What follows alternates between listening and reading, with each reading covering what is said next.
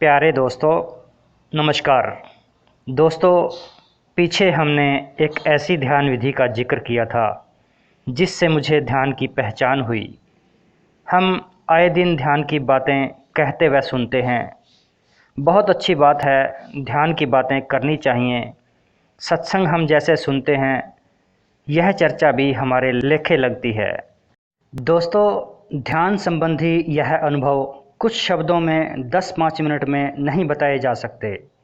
जिस ध्यान को हम पूरा जीवन लगाकर भी समझ नहीं पाते, उसकी बात कुछ शब्दों में कैसे समझा पाएंगे। इसलिए आज का यह ऑडियो कुछ लंबा हो सकता है, लेकिन है बड़ा दिलचस्प। इसे इरादे से सुनिए और कमेंट में बताइए कि आपको यह बात कहाँ तक समझ आई।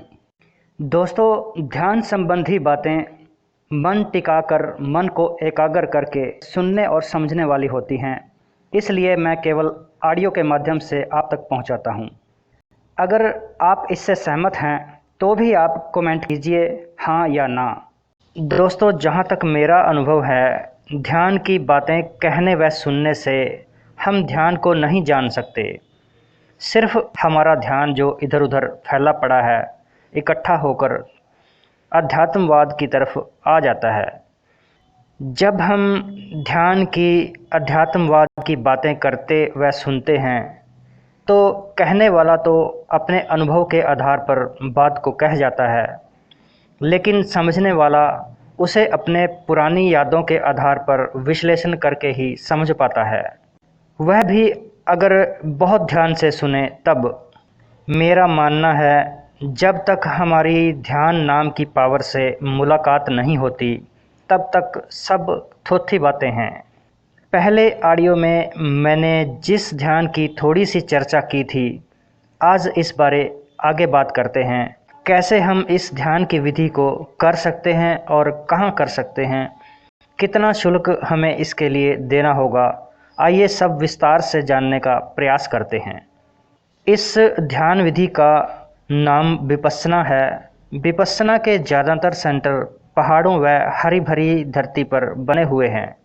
सेंटर बनाने की भूमि का चयन करते वक्त इस बात का विशेष ध्यान रखा गया है कि साधक को बाहर की दुनिया की कम से कम आवाज़ें, कम से कम यादें उस जगह पर आएं। यह ऐसी जगह होती है जहां हम साधक प्रकृति के ज़्यादा नज़दीक रह सकें। जैसे ही हम साधक इस जगह पर पहुंचते हैं, हमारी सभी प्राकृतिक चीज़ों व प्राणियों से नज़दीकियां बढ़ जाती हैं। दुनियावी सभी परेशानियां व शोर शराबा यहाँ से बहुत दूर रह जाता है। और इसलिए हम जब ध्यान की शुरुआत करते हैं तो हमें केवल ध्यान की ही झलकियाँ मिलती हैं। दुनियावी शोरगुल बहुत दूर होता है। विपस्सना शिविर में कम से कम 10 दिन हमें बिताने होते हैं। इससे कम दिनों में ध्यान के अनुभवों को देखना संभव नहीं है। बहुत से साधकों को तो इन 10 दिनों में भी बहुत कम अनुभव मिलते हैं। यह सब साधक के मन की स्थिति पर निर्भर करता है कि साधक अपने मन को कितनी जल्दी एकाग्र कर पाता है। जिन साधकों का मन ज़्यादा चंचल होता है, उन्हें मन को एकाग्र करने में ज़्यादा समय लग जाता है। इन 10 दिनों में हम प्रकृति के साथ पूरे घुल मिल जाते हैं, जिससे हमें ध्यान में चीज़ों के बदलाव को देखने में सहायता मिलती है। शिविर में पहुंचते ही हमें एक अलग ही दुनिया का एहसास होता है। यह इतना अच्छा है कि हम अपने और प्रकृति के बीच के मैत्रीपूर्ण व्यवहार को बहुत साफ देख सकते हैं। वहाँ पहुँचते ही हमें एहसास होता है कि हमारे साथ प्रकृति व प्रकृति प्राणी कैसे सहयोग कर रहे हैं। इस ध्यान विधि को करते हुए हमें एहसास होता है कि हर प्रकृति प्राणी, चाहे वह छोटा है चाहे वह बड़ा है, उसने इंसान से बहुत उम्मीद लगाई हुई है। लेकिन इंसान उनके प्रति कितनी गलत भावना रख रहे हैं। वैसे भी हम रोज़ की दिनचर्या में देखते हैं कि केवल इंसान ही एक ऐसा जीव है जिसका कोई नियम नहीं है। बाकी कोई भी पंछी, कोई भी प्राणी, कोई भी पशु तक भी लगा लो, सबके नियम है जो अटल नियम है। ध्यान की यह पद्धति सीखने के बाद मैं हैरानी में पड़ गया कि हम चीज़ों के साथ कितना भेदभाव रखते हैं और सभी प्राणी हमारे साथ कितना मैत्रीपूर्ण व्यवहार करने के इच्छुक होते हैं। विपश्यना ध्यान की एक ऐसी पद्धति है जिसमें हमें चीज़ों को बिना छेड़े ऐसे ही देखना होता है जैसी वो हैं। जो हो रहा है वो कैसे बदल रहा है, कैसे चीज़ें घटित हो रही हैं, समय कैसे आ जा रहा है। अगर मैं इस ध्यान विधि को न करता तो मुझे कभी पता नहीं चलता कि ध्यान क्या है। दोस्तों, ध्यान की बातें करना व सुनना अलग बात है, उसके अपने फ़ायदे हैं, लेकिन ध्यान को जानना, उसे पहचानना बिल्कुल अलग है। जब तक हमें ध्यान की पहचान नहीं होती तब तक ध्यान किया ही नहीं जा सकता, लगाया ही नहीं जा सकता। मेरा तो मानना है कि अध्यात्म की बात तो अलग, जिसे भौतिक जीवन भी सफल बनाना है, उसके लिए इस ध्यान विधि को करना, सीखना व इसका फ़ायदा लेना बहुत आवश्यक है। क्योंकि किसी भी काम को करने के लिए ध्यान उसकी सफलता में ऐसे काम करता है जैसे हम बचपन में कोई लेंस लेकर नीचे कागज़ पर धूप को फोकस करते थे और उसमें सूरज की किरणों को एकत्रित करके कागज़ पर आग लगा देते थे। ऐसे ही यह विधि हमारे फैले हुए ध्यान को एकत्रित करके हमें सफलता दिला सकती है। बहुत अद्भुत लगी यह ध्यान विधि मुझे तो। जब हम इस ध्यान विधि को सीखकर लगातार अभ्यास करते हैं तो इससे जीवन को देखने का नज़रिया बदल जाता है और फिर कोई भी दुख सुख, लाभ हानियाँ, जीवन में हो रहे उतार चढ़ाव जरा भी हमें प्रभावित नहीं कर सकते। मन एकदम शांत रहने लगता है। इस ध्यान विधि को करते हुए साथ साथ हम अगर नियमों का पूरी तरह से पालन करते हैं तो इस ध्यान को हम बहुत जल्दी समझ जाते हैं और इसके फ़ायदे हमें जीवन में बहुत जल्दी मिलने लग जाते हैं। यहाँ सभी तरह के लोग ध्यान सीखने के लिए आते हैं, छोटे बड़े, अमीर गरीब, महिलाएं व पुरुष। बच्चे मैंने इस ध्यान शिविर में नहीं देखे, शायद बच्चों का कोई अलग शिविर लगता हो, यह मुझे जानकारी नहीं। यह ध्यान शिविर बिल्कुल निःशुल्क होता है। महिलाओं व पुरुषों के लिए अलग अलग रहने की व्यवस्था की जाती है।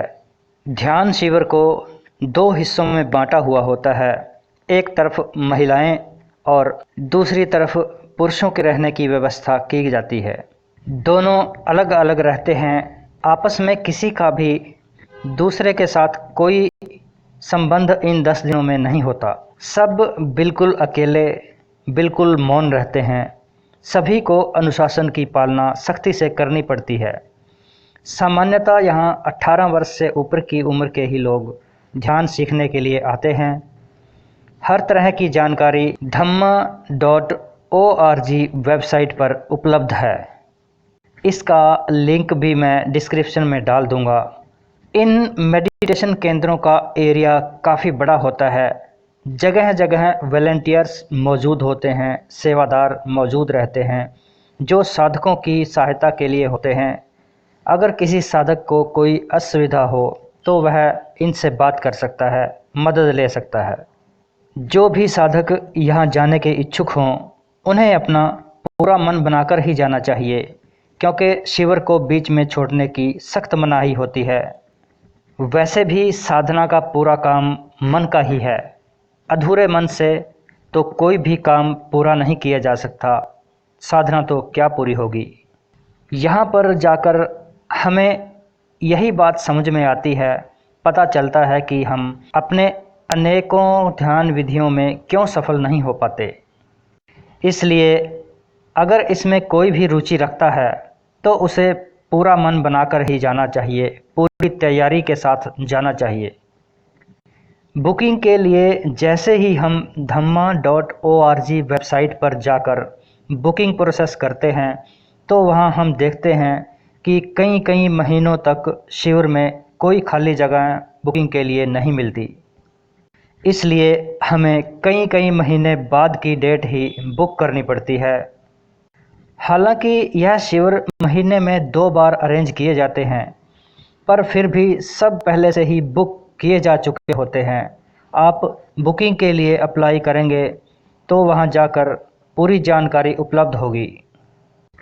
बुकिंग होते ही साधक को पूरी जानकारी दे दी जाती है कि उसे क्या क्या चीज़ें साथ लेकर आनी हैं और क्या क्या नियम और शर्तें वहां जाने की हैं। थोड़ा बता दूं, वहां कपड़े ऐसे लेकर जाने होते हैं जो हमें लंबे समय तक बैठने के लिए आरामदायक रहें, और कोई भड़कीले ऐसे वस्त्र वहां नहीं पहने जा सकते जिससे दूसरे का ध्यान भंग होता हो, दूसरे की मेडिटेशन में कोई दिक्कत पैदा होती हो।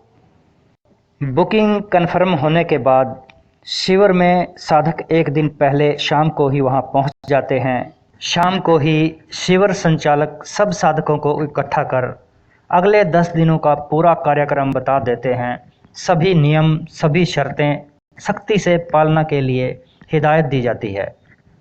शिविर को बीच में छोड़ना सख्त मना है, इसीलिए साधक को पहले से ही आगाह किया जाता है कि कोई भी शिविर पूरा ना कर सकता हो तो वह अभी छोड़ सकता है।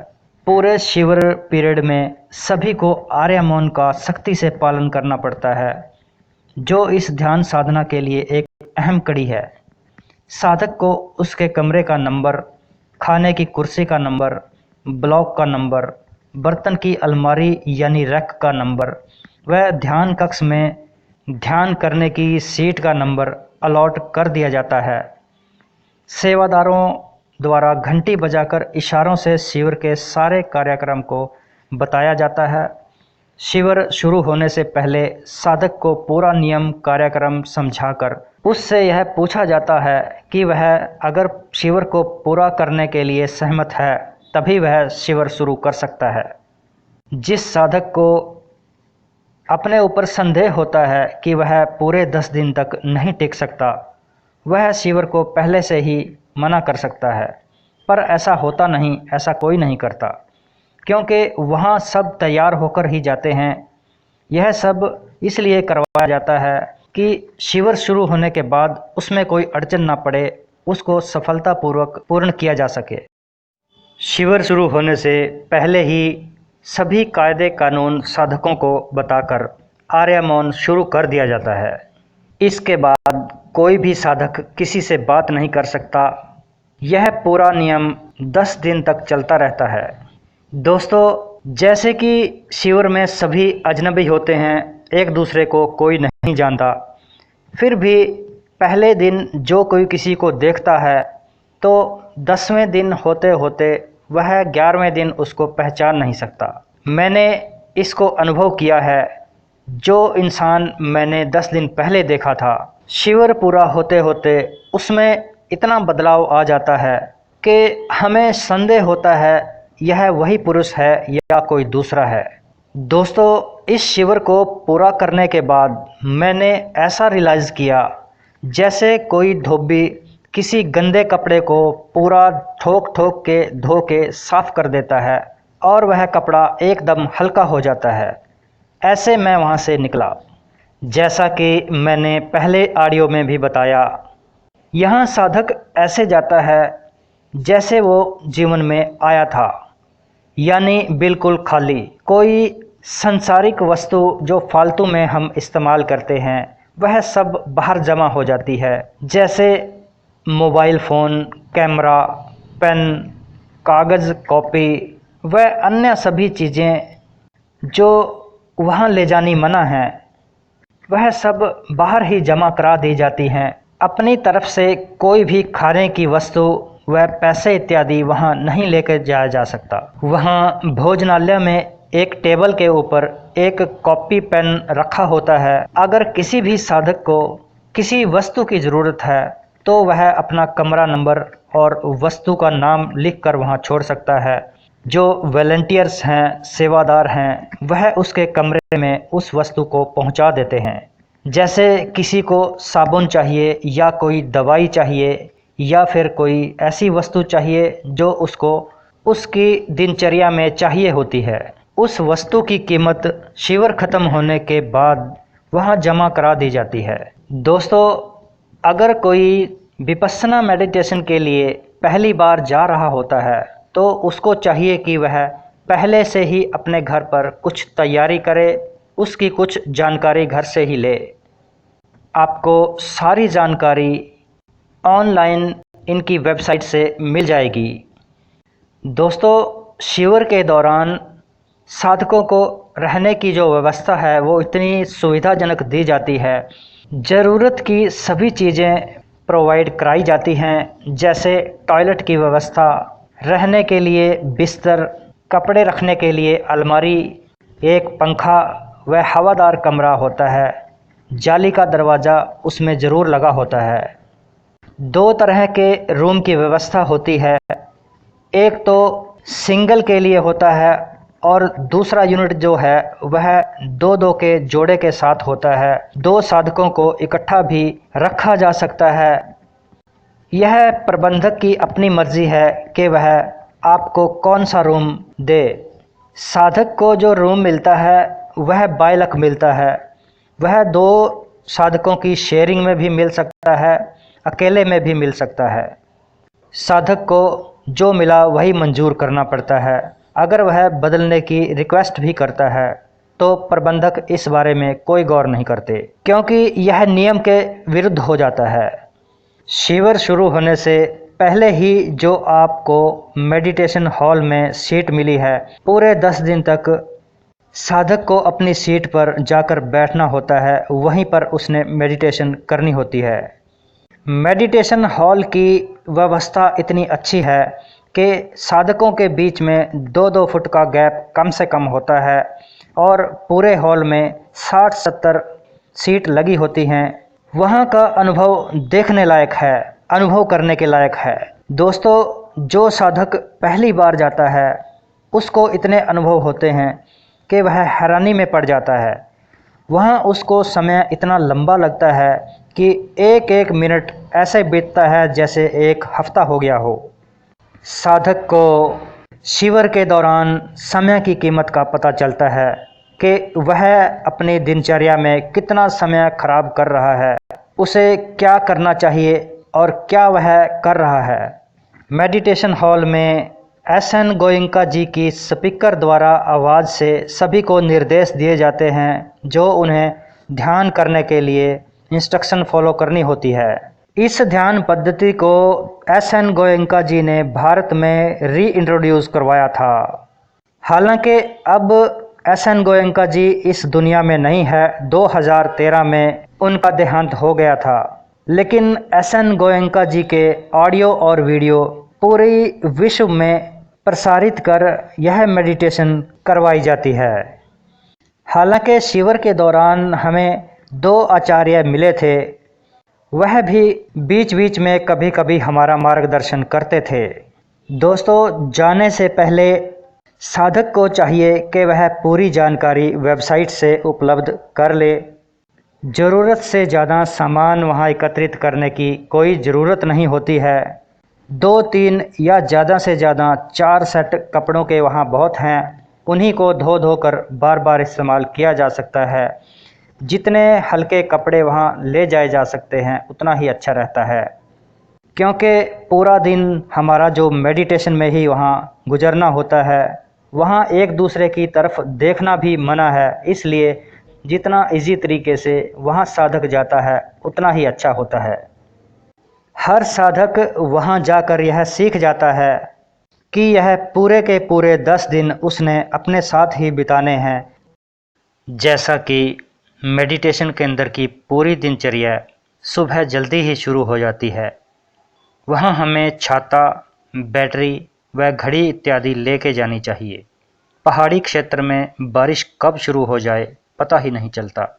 ध्यान विधि में शील पालन करना होता है, तो हमें अपनी सुरक्षा के लिए त्वचा पर लगाने के लिए मच्छरों वाली क्रीम साथ ले लेनी चाहिए।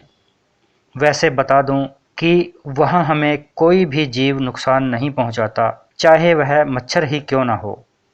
दोस्तों, मैंने यह अद्भुत बात वहाँ नोटिस की है कि अगर हम प्रकृति का कोई भी नियम ना तोड़ें तो कोई भी जीव हमारा कोई भी नुकसान नहीं करता। सभी जीव हमें मैत्रीपूर्ण व्यवहार करते नजर आते हैं। इंसान खुद ही शील पालन भंग करता है तो अपने बचाव में जीवों को भी हमें नुकसान देना पड़ता है। दोस्तों, विश्व के 95 देशों में विपश्यना शिविर अरेंज किए जाते हैं। भारत में भी बहुत सी जगहें पर इसके शिविरों का प्रबंध किया गया है। सभी शिविरों के नियम लगभग एक ही जैसे होते हैं। कोई भी साधक कहीं भी अप्लाई कर सकता है। इस ध्यान पद्धति को सीखने के लिए ऑफलाइन कोई प्रबंध नहीं है, यह हमें ऑनलाइन ही बुक करनी पड़ती है।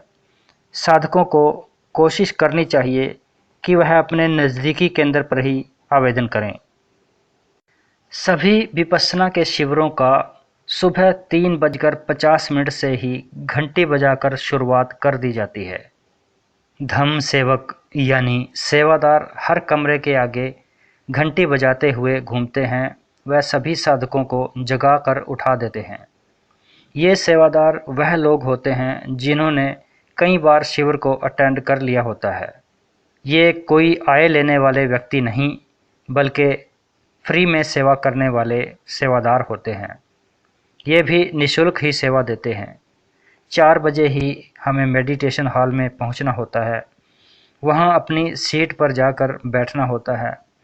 पूरा ध्यान आंख बंद करके ही करना होता है। वहां स्पीकर के ज़रिए श्री SN गोयंका जी ध्यान प्रणाली की इंस्ट्रक्शन देते हैं और 2 घंटे तक आंख बंद करके ध्यान लगवाते हैं। सुबह 6:30 बजे तक मेडिटेशन करने के बाद नाश्ता करवाया जाता है। नाश्ते में बहुत ही पौष्टिक भोजन दिया जाता है। दूध, चाय, ब्रेड, रोटी व दलिया इत्यादि सब नाश्ते में मौजूद होता है। खाने व पीने में मीठा व फीका दोनों ही तरह के व्यंजन उपलब्ध होते हैं, जिससे शुगर के मरीजों को खाने के लिए सुविधा रहे। सभी साधक पूरी शांति के साथ भोजन लेते हैं। सभी अपने अपने बर्तन खुद ही लेकर आते हैं और खाना खाने के बाद खुद ही धोकर बताए गए स्थान पर रख देते हैं। मैंने नोटिस किया है कि सभी साधक जिस बर्तन का इस्तेमाल करते हैं वह रोज़ उसी बर्तन का इस्तेमाल करने लगते हैं। हालांकि बर्तन बांटे हुए नहीं होते, लेकिन साधक उसको स्वयं ही मैनेज करके प्रयोग करते हैं। नाश्ता करके सभी साधक थोड़ा घूमते नजर आते हैं। कुछ बचा हुआ समय नहाने व आराम करने के लिए भी कुछ लोग लगा लेते हैं।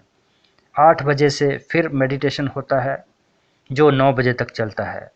9 बजे 5 मिनट की सैर करने के बाद फिर 11 बजे तक ध्यान करवाया जाता है, जो हॉल में ही करवाया जाता है। कई बार शिविर संचालक अपने कमरे में भी ध्यान करने के लिए बोल देते हैं। 11 बजे दोपहर का खाना होता है, जिसके लिए 45 मिनट दिए जाते हैं। दोपहर के खाने में भी बहुत ही पौष्टिक भोजन होते हैं। रोटी, सब्जी, दाल, चावल, दही के अलावा गुड़, छाछ व सलाद भी दिया जाता है और रोज़ एक फल दिया जाता है जो हर रोज़ बदल बदल कर दिया जाता है। डाइटिशियन द्वारा सब्जियां भी हर रोज़ बदल बदल कर दी जाती हैं। ज़रूरी सेहत के लिए जो चीज़ चाहिए होती है वह सब हर दिन के खाने में मौजूद रहती है। सारा खाना कम मसाले से बनता है, लेकिन बहुत स्वादिष्ट होता है। जो लोग ज़्यादा तीखा खाने के आदी हैं उन्हें कुछ एडजस्ट करना पड़ता है। बहुत ही साधारण और सरल तरह से वहाँ खाने का प्रबंध किया जाता है।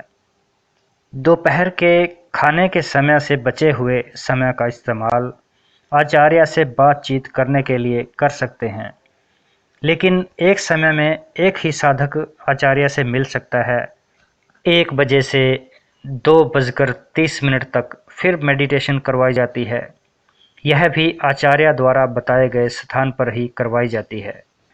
यह मेडिटेशन या तो शून्यागार में या फिर मेडिटेशन हॉल में करवाई जाती है। आचार्य द्वारा यह इंस्ट्रक्शन उसी समय दे दी जाती है। आपको बताता चलूं कि शून्यागार एक ऐसी जगह होती है जो बहुत छोटा सा कमरा होता है और जहां अकेला साधक बैठकर ही ध्यान कर सकता है। 2:30 से 3:30 तक फिर धम्मा हॉल में और 5 मिनट का ब्रेक देकर 3:30 से 5 बजे तक फिर इसी जगह मेडिटेशन करना होता है। यानी 1 बजे से 5 बजे तक लगातार ध्यान का प्रोसेस चलता ही रहता है। नए साधक को यह समय कुछ लंबा लग सकता है, उन्हें इससे थकान भी महसूस हो सकती है, लेकिन जो साधक मन बनाकर गए हैं उन्हें इसमें कोई दिक्कत नहीं आती। इतना बता दूं कि यह बहुत ही संयम का काम है। ध्यान करते हुए किसी साधक को बीच में पानी पीना या पेशाब के लिए जाना हो तो वह 5 मिनट के लिए जा सकता है, इसके लिए कोई मनाही नहीं है। 5 बजे शाम की चाय का समय हो जाता है। 5:30 बजे तक चाय लेने के बाद आचार्य से कुछ देर के लिए बात कर सकता है, जिसे किसी साधक को कुछ पूछना हो तो। दोस्तों, मैं यहाँ आपको बता दूं कि यहाँ रात को खाने के लिए कोई प्रबंध नहीं है, इसीलिए चाय के साथ ही कुछ फुलियानुमा व्यंजन दे दिया जाता है, क्योंकि इसके बाद रात को कोई भी भोजन उपलब्ध नहीं करवाया जाता। पूरे शिविर के दौरान जो भी खाना दिया जाता है बहुत ही पौष्टिक रहता है। उसे खाने के बाद हमें भूख लगने की कोई संभावना बचती ही नहीं है। पूरा दिन ध्यान के कार्यक्रम से व्यस्त रहता है। वह बहुत ही दिलचस्प रहता है। ध्यान में लगातार हो रहे अनुभव साधक को इतना उत्साहित कर देते हैं कि वह फूल की तरह खिला हुआ महसूस करता है। ध्यान के दौरान हर दृश्य इतना मनमोहक होता है कि साधक उस समय को पूरा जीवन नहीं भूल सकता। इस ध्यान में लगाया गया समय उसके लिए नए जन्म से कम नहीं है। वैसे तो शिविर में खाली समय मिलता ही नहीं है। अगर 5-4 मिनट किसी को मिल भी जाएं, तो भी उसे नियमों और शर्तों का ख्याल रखते हुए पूरी सख्ती से उनका पालन करना पड़ता है, क्योंकि सभी साधक एक दूसरे के ध्यान में रुकावट के जिम्मेवार होते हैं। इसलिए वह कोई भी ऐसा कार्य जिससे दूसरे का ध्यान भंग होता हो, सब बंद रखना पड़ता है। जैसे कोई योगा कार्य या कोई दौड़ भाग इत्यादि। शाम को 6 बजे से 7 बजे तक फिर मेडिटेशन हॉल में मेडिटेशन करनी होती है। 5 मिनट के ब्रेक के बाद 7 बजे से 8 बजे तक फिर ध्यान की क्लास शुरू हो जाती है। शाम को 8 बजे से 9 बजे के बीच मेडिटेशन के बाद श्री SN गोयनका जी का वीडियो प्रवचन हॉल में चलाया जाता है। यह प्रवचन सब साधकों के लिए सुनना जरूरी होता है, क्योंकि पूरे दिन के थकान के दौरान जो भी प्रश्न साधक के मन में उठते हैं उनका सबका जवाब इस प्रवचन में मिल जाता है। यह बहुत ही अद्भुत बात है कि साधक के मन में जो भी शंकाएं, संदेह दिन में पैदा होते हैं, इस प्रवचन को सुनने के बाद वह मरहम की तरह काम करते हैं। उसे कोई संदेह बाकी नहीं बचता। इस प्रवचन के बाद एक बार फिर साधकों को ध्यान करवाया जाता है और रात को 9 बजे से 9:30 बजे तक आचार्य से सवाल पूछने की इजाज़त दी जाती है। अगर किसी का कोई सवाल नहीं है तो वह जाकर अपने कमरे में सो सकता है। रात को 9:30 बजे शिविर की सारी लाइट बंद कर दी जाती है, जिससे सभी साधक आराम से सो सकें। दोस्तों, यह रूटीन शिविर के दौरान हर रोज़ 24 घंटे चलता रहता है। यहाँ मैं आपको बताता चलूँ कि सभी साधकों के लिए शून्यागार खुला नहीं होता। इसमें वही जा सकते हैं जो ध्यान में ज़्यादा इंटरेस्टेड हों। और शिविर के पहले 6 दिन रोज़मर्रा की रूटीन करने के बाद 7वें दिन शून्यागार के लिए इच्छुक साधक को आज्ञा दे दी जाती है। हमें शिविर के पहले 3 दिन आनापान का अभ्यास करवाया जाता है, जो सांस पर ध्यान केंद्रित करने की एक विधि है। आनापान करते हुए ही दूसरे या तीसरे दिन से ही ध्यान हमारा सांस पर लगना साफ देखा जा सकता है। यह साधक को महसूस होने लग जाता है। यहाँ से हमें ध्यान की पहचान होनी आरंभ हो जाती है। तरह तरह के नए नए अनुभव साधक को यहाँ से मिलने शुरू हो जाते हैं। और जैसे ही हमें अनुभव मिलने शुरू होते हैं, हमारा इंटरेस्ट इस साधना में बढ़ता ही चला जाता है। 3 दिन आनापान का प्रयोग करने के बाद चौथे दिन से विपश्यना विधि साधक को सिखाई जाती है। विपश्यना के शुरू होने के बाद ही दिन प्रतिदिन यह ध्यान विधि गहराती चली जाती है। दोस्तों, बेशक हम इस ऑडियो को गौर से सुन रहे हैं, लेकिन बता दूं कि जो कोई पूरी तरह से ध्यान का इच्छुक है वही इस बात का कुछ अंदाज़ा लगा सकता है, या फिर वह इसको समझ सकता है जिसने विपश्यना का शिविर अटेंड किया हो। आइए अब बुकिंग कैसे की जाए यह बात करते हैं। दोस्तों, ओपन तौर पर विपश्यना का कोई प्रावधान नहीं है, मतलब इसको ऑफलाइन नहीं किया जा सकता। इसकी बुकिंग केवल ऑनलाइन ही की जा सकती है, जो हमें dhamma.org पर करनी होती है। इसका लिंक मैंने डिस्क्रिप्शन में भी डाला हुआ है। सबसे पहले हमें लोकेशन डालनी होती है, फिर उसके बाद अपना राज्य चुनना होता है, और फिर कोई भी सेंटर चुन सकते हैं जहां हम बुक करवाना चाहते हैं। वहां जो जो भी इंस्ट्रक्शन दी गई है उसे फॉलो करने से आसानी से हम अपनी सीट बुक करवा सकते हैं। ध्यान रहे, 10 दिन से कम का यह शिविर शुरू में नहीं होता। जिसने एक बार 10 दिन का शिविर अटेंड कर लिया, उसके बाद 3-3 दिन के वह शिविर कर सकता है। जैसे ही साइट पर जाकर आप अपनी सीट बुक कर लेते हैं, तो आपको एक कन्फर्मेशन मेल आती है जिसमें सब सूचना दी जाती है। दोस्तों, अगर बुकिंग लंबे समय के बाद की है तो शिविर से कुछ दिन पहले भी एक मेल आपको आती है जिसका जवाब हमें देना होता है। अगर रिप्लाई में हम अपना जवाब नहीं भेजते तो कई बार हमारी सीट भी कैंसिल कर दी जाती है। इस मेल का जवाब देना अति आवश्यक है। मैंने मेरे शिविर के दौरान यह समस्या लोगों के साथ होती देखी, तब मैं यह बता रहा हूँ। जिन लोगों ने कन्फर्मेशन मेल का कोई जवाब नहीं दिया था, उन्होंने ऐसे ही सोच लिया कि हमारी सीट कन्फर्म हो गई, तो उनके वहाँ जाने से उनकी सीट कैंसिल हुई उन्होंने पाई, और उन्हें शिविर से ऐसे ही वापस आना पड़ा, क्योंकि उनकी जगह किसी नए साधक को दे दी गई थी जो वेटिंग लिस्ट में होते हैं। इसलिए इस बारे में ध्यान रखने की बहुत ज़रूरत है। दोस्तों, एक ज़रूरी बात यहाँ मैं आपको बताता चलूँ कि जो लोग विपश्यना ध्यान शिविर में जाने का मन बना चुके हैं, वे ऑनलाइन जाकर ही अपनी सीट बुक करें, क्योंकि ऑफलाइन इस ध्यान विधि को करने का कोई भी प्रावधान नहीं है। जिसकी बुकिंग कन्फर्म हो जाती है वही साधक इस शिविर को ज्वाइन कर सकता है, अन्यथा दूसरा कोई नहीं। दोस्तों, वैसे तो पूरी जानकारी मैंने इस ऑडियो के ज़रिए आपको दे दी है, फिर भी अगर आपका कोई सवाल है तो आप कमेंट में पूछ सकते हैं या फिर वीडियो को दोबारा सुन सकते हैं। मैं कोशिश करूंगा कि आप सबके कमेंट का जवाब दे दूं। ध्यान हमारे लिए कितना ज़रूरी है, यह साधक को इस ध्यान विधि के करने के बाद ही पता चलता है। जीवन की हर समस्या, हर सफलता के लिए बहुत ज़रूरी है हमारा ध्यान लगाना। दोस्तों, यह जानकारी बहुत बहुमूल्य है। अपने दोस्तों के साथ भी इसको शेयर करें, क्या पता किसको क्या फ़ायदा मिल जाए। ऑडियो अगर आपको अच्छा लगा तो लाइक भी ज़रूर कीजिएगा। चैनल पे जो साधक नए हैं, कृपया चैनल को सब्सक्राइब करें। बहुत बहुत धन्यवाद।